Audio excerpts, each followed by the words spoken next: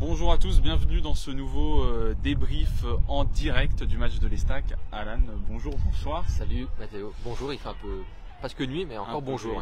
Exactement, nous sommes en direct d'Épinal où l'Estac a joué le 7e tour de Coupe de France, son entrée en lice et l'Estac s'est fait éliminer, c'est ce qu'on disait, l'Estac n'ira pas au Stade de France pour la finale de Coupe de France. Ouais, et c'est vrai que ça fait 5 ans que l'Estac n'a pas gagné un match de coupe.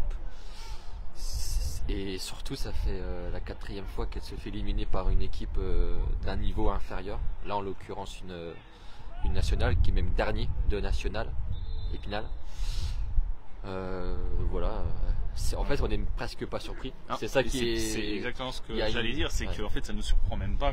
On s'y attendait un petit peu, vu l'équipe. On rappelle 8 joueurs en sélection, 8 joueurs blessés ou malades.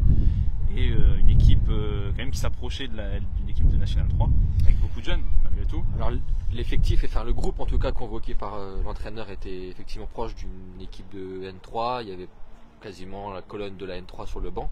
Par contre au coup d'envoi, je trouve quand même qu'il y avait une équipe qui tenait la route et qui a quand même de quoi faire beaucoup mieux que de se faire éliminer par une équipe de National qui vient de monter de N2 en National, qui a un budget de 2,5 millions d'euros. Quand c'est l'Estac, malgré tout, si on enlève un peu le classement de Ligue 2, il a quand même un statut beaucoup plus important. Évidemment qu'Épinal, c'est quand même pas normal de se faire éliminer, mais on n'est pas surpris. Voilà, c'est ça en fait, c'est qu'on n'est pas surpris, mais c'est pas normal. De toute façon, on peut le dire, hein, même que ce soit la structure du club, comme vous voyez, le stade qui n'est pas comparable au stade de l'Aube, même dans la structure, dans l'organisation. On sent que l'Estac est au-dessus, est un plus gros club. En fait, c'est ça, sauf qu'en fait, pour revenir un peu sur ce qu'on disait, c'est qu'on est même plus surpris par la normale. C'est ça qui est le pire. En fait, c'est que tout ce qui est maintenant illogique, tout ce qui est anormal, tout ce qui est critiquable, n'est plus surprenant de la part de ce club qui, là, s'est fait éliminer un peu dans l'anonymat le plus complet à Épinal. Il y avait quelques supporters troyens qui étaient là. Voilà, tout le monde repart sur 3 là, nous va repartir aussi sans même finalement être beaucoup plus déçus que ça. Je suis même pas sûr que les joueurs eux-mêmes sont beaucoup plus déçus que ça, hormis peut-être les jeunes qui forcément voient une opportunité en moins de se montrer.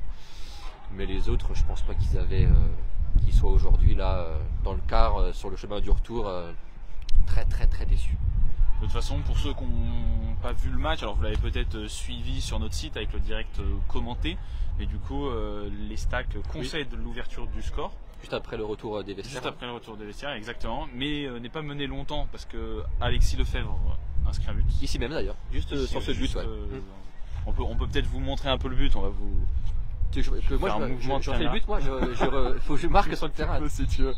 Alors il a fait un 1-2 avec Lucas Illich et du coup il inscrit un but et ensuite il y a le rouge aussi. Il y a un rouge, bagarre, pour ceux qui n'ont pas vu, mais il y a une bagarre, c'est ça. Bagarre un peu générale, Bagarre un peu générale. En fait, là où on n'a pas trop compris, ni nous d'ailleurs, ni le club, là, l'Estac qui était un petit peu chafouin après ça, c'est qu'il y a une altercation générale, échauffourée générale, tout le monde est pris dans la bagarre et Zoukrou prend rouge et à Épinal il y a eu 3 jaunes. On n'a pas trop compris pourquoi Zoukrou avait été puni. Parce que sachant qu'en plus c'est pas lui qui lance Lambeau. Non, après effectivement il arrive dans l'échauffourée et il s'en mêle, mais pas plus qu'un spinalien finalement. Donc en fait il a mis un rouge et puis compensé par 3 jaunes, sauf que malgré tout ça fait 10 contre 11 malgré tout au final, et là Épinal a pris le dessus parce qu'ils n'avaient pas non plus canardé le maître, mais ils ont fini par marquer un deuxième but et puis l'Estac a eu quelques occasions aussi pour égaliser par Bourra notamment sur la fin, qui a touché les poteaux. Et puis en fait on sentait tellement venir en fait cette élimination que le 2-1 on le voyait aussi arriver gros comme une maison, et que l'égalisation presque on savait qu'elle allait pas revenir une deuxième fois tellement cette équipe rien ne va en ce moment. Donc voilà. Retour au championnat, mais est-ce qu'on a envie de retourner au championnat? Franchement, pas vraiment. Exactement, non, ça aurait pu faire une parenthèse enchantée, mais en fait. C'est ça, ouais, on s'était dit, allez, tiens, on en parlait sur le chemin, allez, on peut parler d'autres choses, on peut parler des jeunes comme ça quand la Coupe de France arrive, pourquoi pas rencontrer une équipe de Ligue 1, ça fait des souvenirs sympas, une ambiance sympa aussi un petit peu différente en Coupe de France. Et même ça, en fait, les stats ne nous l'accordent pas cette saison, et c'est ça qui est décevant, c'est qu'on aurait envie enfin de pouvoir venir au stade avec envie pour une affiche ou pour un match coup près qui est toujours sympa à suivre. Et c'est que là, on va retourner au quotidien du championnat qui est un quotidien qui fait pas forcément très envie. Si vous avez des messages, n'oubliez pas, c'est le principe du direct. Mettez-les nous commenterons, nous répondrons à vos questions si vous en avez. Peut-être ce qu'on va retrouver dans les pages de demain, ce que les lecteurs vont retrouver. Oui, alors il y aura donc le compte rendu évidemment avec la réaction d'Alexis Lefebvre, qui a été l'un des meilleurs Troyens aujourd'hui, qui est d'ailleurs le mieux noté, ouais, avec Ismaël Boura. En flop, je voudrais juste te dire, parce que ça m'a un peu frappé en flop, c'est qu'on avait un couloir droit Troyen avec Diop et Bruce, et qui encore il n'y a pas si longtemps jouaient des matchs de poule de Ligue Europa, ouais, et qui aujourd'hui ont affiché un niveau de Coupe des Vosges. Donc ça, c'était assez incroyable de voir, de dire que ces joueurs-là ont joué la Coupe d'Europe, quoi, et que là, dans le niveau de Diop sur le match. Ouais.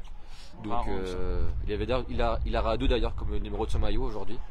Alors tous n'auront pas 3, 4, 5, 6, 7, 8, 9, 10, 11, on vous rassure, mais Diop aura 2. Alors, Diop aura 2, voilà, on peut pas dire beaucoup plus, mais on aura aussi, je tiens à le dire, les comptes rendus des autres matchs, des Aubois, de l'autre match, parce que le FCMT qui joue demain au Quesnoy dans le Nord, donc joue demain, donc il y aura un papier pour présenter le match. Mais demain, il y aura aussi le compte rendu et les analyses et réactions du match du Saint-Méziry qui affrontait une équipe tahitienne chez elle. Donc voilà, peut-être même que donc l'Estac sera dépassé par des clubs amateurs au bois en Coupe de France. Je sais pas en fait si c'est déjà arrivé, je pense que oui, mais j'ai pas souvenir comme ça là d'un club amateur au bois qui va plus loin que le club pro au bois l'Estac en Coupe de France, ce qui rajoute un peu au ridicule de la situation du club en ce moment. Ouais, très bien. Merci de nous avoir suivis dans ce froid vosgien. Quelque chose d'autre à rajouter? Non, il y avait un petit peu, peut-être pour un peu raconter les coulisses aussi de la fin, là, on était vers le quart. Oui. Vers le quart de l'Estac. Il n'y avait pas de zone mixte. Voilà, donc il n'y aura pas de déclaration de l'entraîneur, on n'a pas demandé non plus. Mais il y avait quelques supporters troyens, quelques ultras qui étaient là, qui ont un petit peu tensé forcément les joueurs, mais qui étaient vraiment à quelques mètres juste du quart, et un service de sécurité est vite arrivé pour prévenir en tout cas tout débordement. Je pense pas que ça aurait été plus loin, mais voilà, c'était un petit peu chaud malgré tout sur la fin. Dans la proximité entre le quart et l'extérieur du stade, c'était un petit peu chaud sur la fin. Voilà, tout le monde est reparti normalement sans problème. Il n'y a plus que nous. Ouais, il n'y a plus que nous. Peut-être pour vous montrer, pour terminer, les supporters du coup de l'Estac, les ultras, alors des deux côtés, ont passé une partie de leur match ici. Donc les Spinaliens ici et les Troyens juste là. Voilà, vous avez une petite aperçu du stade de la Colombière. Il me semble que c'est le nom du stade, non? C'est ça ou je me trompe? L'adresse, est-ce que tu retiens l'adresse? C'est le chemin du Petit Chaperon Rouge.